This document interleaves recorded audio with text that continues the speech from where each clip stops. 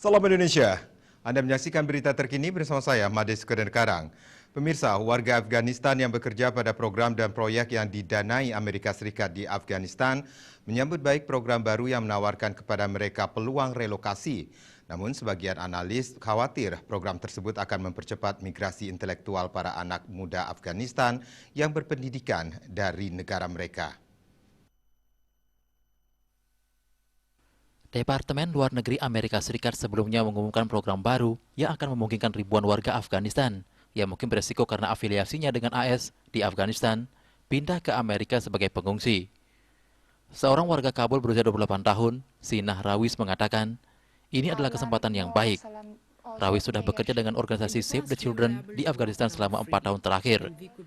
Ia mengaku menghadapi ancaman langsung atau tidak langsung karena pekerjaannya pada organisasi internasional.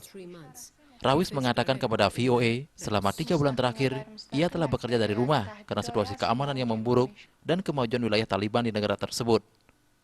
Faktanya perempuan dan laki-laki yang percaya pada demokrasi, hak warga negara, dan hak asasi manusia tidak bisa hidup di bawah Taliban.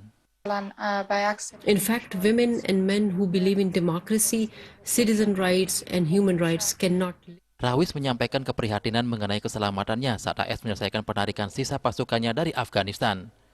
Taliban telah merebut lebih dari 150 distrik dalam 3 bulan terakhir. Kelompok militan tersebut terus menyerang kota-kota Herat, Kandahar, dan Laskargah.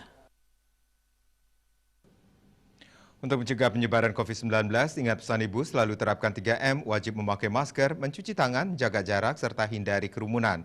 Dengan penerapan perilaku 3M, Indonesia segera terbebas virus corona menuju Indonesia maju. Update terus informasi Anda dengan subscribe dan like YouTube channel Bali TV @newsbalitv. Tetaplah bersama Bali TV. Salam Indonesia.